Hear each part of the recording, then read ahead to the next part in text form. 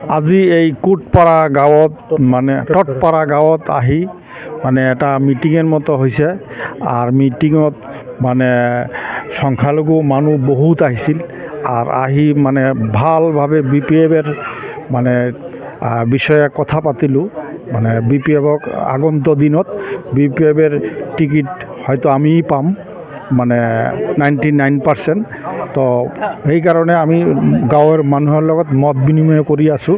বোলে আমি যদি টিকিট পাওঁ বিপিএফের টিকিট, তেনেহ'লে আমাক মানে ভোট দি আপোনালোকে মানে জয়যুক্ত কৰিব। আর যদি বেলেগেও যদি পায় আমি তাৰ লগতে থাকিম। আর এই গাঁৱত আহি এটা মানে বাউণ্ডাৰী ৱাল দিম বুলি কৈছোঁ। তো 1-1.5 মাহৰ ভিতৰত আমি বাউণ্ডাৰী ৱালটো কমপ্লিট কৰি দিম।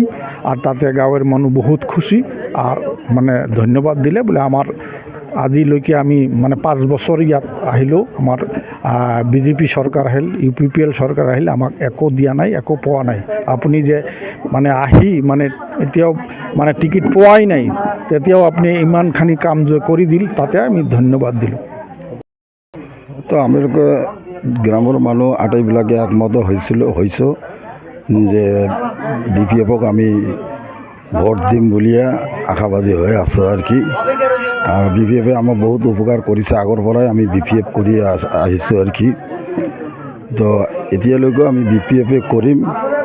বিপিএফের দ্বারাই আমার অনেক লাভবান হয়ে আছে, এইটোৱে কথা আর কি। আজি ডিসিশন লওয়া হল আমালোকে বিপিএফকে ভোট দিম।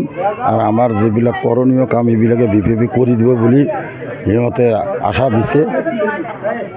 আমালোকৰ এই কবৰস্থান যেটো এইটো ওয়াল কৰি দিব বুলি সিহঁতে প্ৰতিশ্ৰুতি দিছে আর কি। হ্যাঁ, ইলেকশনের আগত ইলেকশন মিটিংয়ে আমরা সিদ্ধান্ত নিয়েছি বিপিএফের ক্যান্ডিডেট কি নাম আছিল, সুকুমার দেবনাথকে আমরা ভোট দিব আর কি।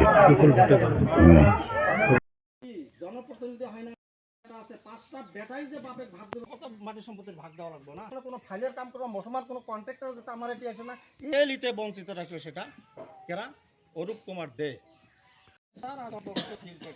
লাস্টে 7-8টা বাক্স বাড়ি দিয়ে দিয়েছে, রেজাল্ট শেষ।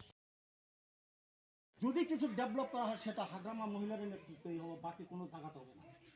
স্পষ্ট প্রত্যেকটা মুসলমান গ্রামের ডেভেলপ হয়েছে আজকে 5 বছরে। কি এক ঢালি মাটি কোনো জায়গা পড়ে নেই, পড়ছে গো?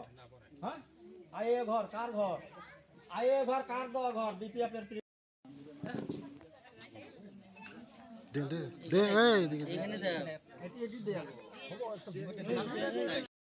আগে দেওয়া, তারপরে